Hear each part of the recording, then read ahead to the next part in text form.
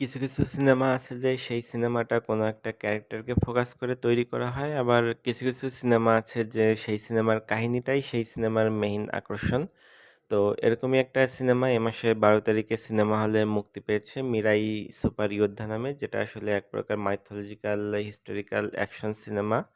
যেটার mythological part হিসেবে রামায়ণের কিছু কাহিনী এবং ক্যারেক্টারকে ব্যবহার করা হয়েছে এবং হিস্টোরিক্যাল কাহিনী হিসেবে সম্রাট অশোকের যে কলিঙ্গ যুদ্ধ এবং কলিঙ্গ যুদ্ধের পরে যে তার বোধোদয়ের ফলে সে বিশেষ জ্ঞান সমৃদ্ধ ৯ টা গ্রন্থ তৈরি করে, এই কাহিনীটা ব্যবহার করা হয়েছে। এই সিনেমার কাহিনী অনুযায়ী কেউ যদি ওই ৯ টা গ্রন্থের জ্ঞান লাভ করতে পারে, সে আসলে তাহলে অমরত্ব বা বিশেষ সুপার পাওয়ার অর্জন করে। তো আমাদের এই সিনেমার যে ভিলেন মনোজ কুমার, সে আসলে এই ৯ টা গ্রন্থের জ্ঞান, বিশেষ করে নবম গ্রন্থের জ্ঞান পেতে চায় এবং আমাদের যে নায়ক সে আসলে বাধা দেয় যে যাতে ভিলেনের কাছে নবম গ্রন্থের জ্ঞান না যায়। এই ছিল মূলত এই সিনেমার কাহিনী। আর যদি পজিটিভ দিক বলতে হয় তাহলে সবচেয়ে পজিটিভ দিক যেটা হলো এই সিনেমার ভিএফএক্স, সিজিআই, সিনেমাটোগ্রাফি এবং ব্যাকগ্রাউন্ড এক কথায় অসাধারণ। এই বাজেটে এর মধ্যে ৬০ কোটি রুপি বাজেটের মধ্যে এই ধরনের সিজিআই, ভিএফএক্স আসলে খুবই ভালো বলা যায়, খুবই এক্সিলেন্ট। আর আরেকটা পজিটিভ দিক হলো যে এই যে মাইথোলজিক্যাল যে অ্যা কাহিনী এবং হিস্টোরিক্যাল কাহিনী, এই ২ টা খুব সুন্দর করে একটা মিক্স আপ করা হয়েছে। খুব সুন্দরভাবে প্রেজেন্ট করা হয়েছে সম্পূর্ণ কাহিনীটা। এটা আসলে খুবই একটা পজিটিভ দিক। আর সবার অভিনয় মোটামুটি ভালো ছিল।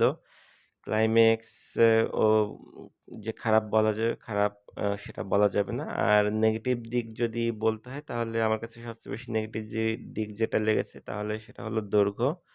এই সিনেমার দৈর্ঘ্য ২ ঘন্টা ৪০ মিনিট, যেটা আসলে ইজিলি ২ ঘন্টা ২০ মিনিটের মধ্যে আমার মনে হয় কাভার করা যেত। খুব সহজেই কিছু শর্ট কাট করে দেয়া যেত। আর কিছু ফাইট সিন, বিশেষ করে যে জাপানের ফাইট সিন এবং নায়কের introduction এর যে ফাইট সিন, এই ২ টা ফাইট সিন আমার কাছে অতটা জমেনি, ভালো লাগেনি।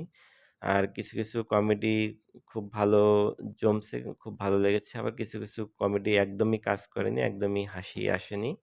আর যদি প্রথমার্ধ থেকে দ্বিতীয়ার্ধ বেশি এঙ্গেজিং এবং আকর্ষণীয় লেগেছিল। ক্লাইম্যাক্সটা আরেকটু ভালো হলে ভালো হতো। অন্যান্য ধর্মীয় সিনেমা যেমন হনুমান অথবা নার্সিরাম রাও যে ধরনের গুজবাম্প তৈরি করার মতো আ মানে প্রেজেন্টেশন ওরকম আরকি ক্লাইম্যাক্সে ছিল না।